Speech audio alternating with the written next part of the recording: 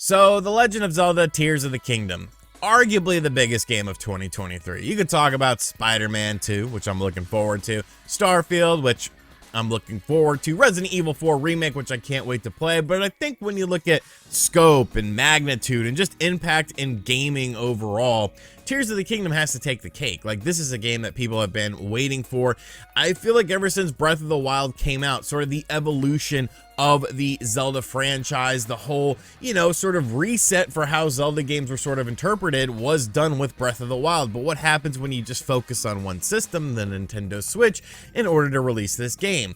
Now, although we have gotten trailers for Tears of the Kingdom, I still think there's a bunch of secrecy surrounding this game, and we've been having to piece together information through various means, whether it's advertisements, potential leaks of console leaks, art book leaks, all sorts of things have sort of led us to different conclusions with this game because Nintendo themselves, they've been pretty quiet on it. Like I said, you could dissect the trailers and learn some stuff, but there's still a lot of mystery surrounding this game. Well, I want to talk about the latest information that we have gotten through other sorts of means because Nintendo themselves hasn't talked about it, and talk about one of the things, definitely how it impacts this game in general and why some people could potentially be a bit upset by this. So if this is your first time on the channel, welcome. Be sure to hit that subscribe button. We're on the road to 500,000 subscribers. Without any further ado, let's get into this information. Now, the first thing we're going to talk about is an advertisement from Famitsu magazine, which of course is a Japanese publication. This happened a couple days ago. It was revealed, and I just didn't talk about it because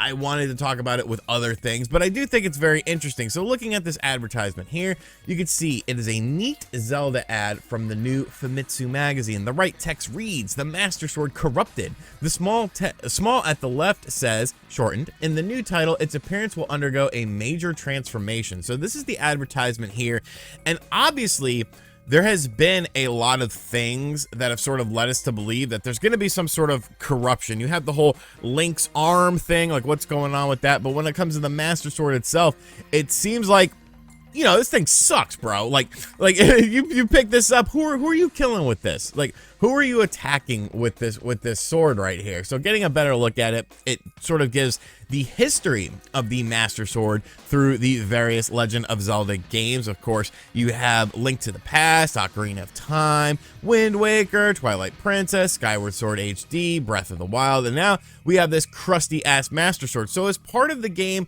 sort of restoring the Master Sword by potentially getting those orbs that we keep seeing, the potential tears of the kingdom, in order to resurrect this sword so that we can, of course, defeat Ganon. I think that's a possibility, I think that's a pretty cool advertisement. I think the fact that this sword itself is diminished could sort of tell us a bit that weapon degradation is still in the game, which I feel like is going to be a controversial topic.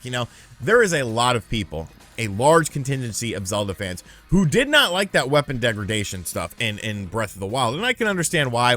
I didn't mind it. I thought it was pretty fun. I thought it was pretty cool.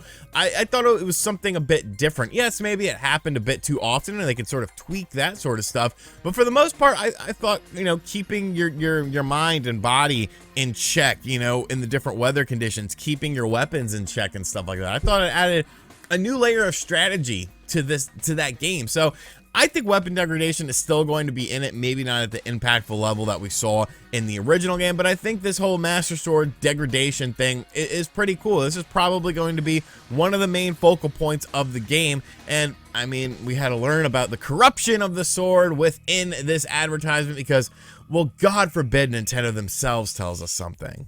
And the other thing that we're going to talk about today is the fact that is something that was actually discovered on Nintendo's own Tears of the Kingdom website. So they obviously want to talk about some stuff with this game, and they obviously want to sort of showcase, some of the things about this game, but I think this is something that a lot of people, I see a lot of hypocrisy, especially with diehard Nintendo fans about this, because if any other company did something like this, they would be upset by it. Of course, we're talking about some sort of DLC. Now, when we look at Legend of Zelda Tears of the Kingdom, this is a $70 game, the highest Nintendo Switch game that we've seen thus far. Supposedly, it's on a case-by-case basis and stuff like that. But talking about DLC before a game is released, I think is very crappy. I don't like it. I don't want to hear about season passes. I don't want to hear about any of that stuff, especially in a single player game. We got that with Fire Emblem Engage and stuff, and nobody really called out the hypocrisy of it. Now, Nintendo themselves have not announced any sort of DLC for Tears of the Kingdom yet, because they haven't really announced much about the game itself. But over on the official Nintendo Tears of the Kingdom website, which of course shows us the $70 price point, it is eligible for the Switch game vouchers though. So if you buy games digitally, which I think there's nothing wrong with it, $100 you can get 2 games. You know, that's probably the way to go. Of course, here's our little collector's edition, our standard edition, the amiibo. We gotta have everything. Once again, going to the hand of corruption. Ew, it's gross. Go wash it. But here at the bottom of the website, we find some very interesting information here that, yeah, full version of the game required to use DLC for that game, sold separately. Now, some people think that this could be potentially just talking about the fact that, you know, it's sort of a legality thing. They put this at the bottom of every website for, you know, all of their games, so that if it includes DLC, they are sort of covered, and this is sort of just to cover their bases, but I don't believe that for a second. When you look at Breath of the Wild got DLC, but the Breath of the Wild DLC was well after the game released, and it wasn't anything that anyone necessarily expected. That was at a time when Nintendo was sort of kind of adopting the DLC mentality and sort of, you know, expanding upon it, tinkering with it, seeing what they could do with stuff. It's not like every game that came out around that time for Nintendo, games like Super Mario Odyssey, automatically got DLC, but now we've gotten to a point where it's almost like we expect DLC with our first party Nintendo games, because, you know, some of their games are built on DLC. They're Mario sports games. They're kind of that dangling carrot in front of you, and it's like, oh, well, you know, there's gonna be additional stuff, you gotta come back, but it's like, I've already lost interest in it. Now, I'm obviously not gonna lose interest with Tears of the Kingdom or anything like that, but I think even the inclination of talking about DLC or giving the appearance that there's going to be DLC in this game can be very frustrating, because of the fact that, like I said, this is a $70 game. We're now in the premium tier of Nintendo Switch titles. And, you know, are they developing this game with DLC in mind, where they're obviously going to hold back something? Because they obviously hold back stuff with certain games, like those Mario sports games I talked about. You cannot tell me that those games are, you know, built in day one, and then the day they release, that stuff isn't available, because that stuff is available, it's just not accessible. That DLC is not accessible. And whether you're talking about free DLC, paid DLC, we can go down that rabbit hole however you want, but I just don't, I don't know. Like, that's something that's obviously a discussion for another day.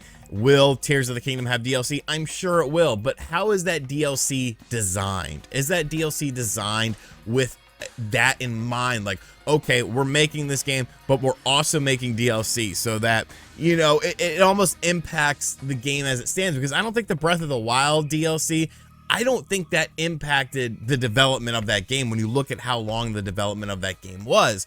But that was a different time frame. That game came out in 2017. We're in 2023 now. Nintendo has obviously sort of shifted their priorities, sort of shifted the way they do things as far as a company is concerned, and the embracing of DLC throughout the years is something that we have seen time and time again, especially on the Nintendo Switch, because DLC is so readily available on the system. So I think that's something to keep an eye on. You know, is it something that's going to impact the final game? I don't think so. You know, I am hopeful that that's not the case, and I don't feel like Nintendo would do this with a $70 game, but it's something to keep an eyeball on. That's all I'm saying with this. I'm sure the game will have DLC, but what kind of DLC will it have? You know, that remains to be seen. So that's some latest Tears of the Kingdom stuff. I thought this was an interesting video. Did you think it was an interesting video? If so, let me know in the comments section down below. Be sure to like the video, share the video around. Like I said, if you are new to the channel, be sure to hit that subscribe button. And as always, guys, thank you for checking out this video. I hope you enjoyed it. If you didn't enjoy it, I'm sorry. I'll try again some other time. Maybe tomorrow. Maybe not. And as always, I'll catch you guys on the next video. Later.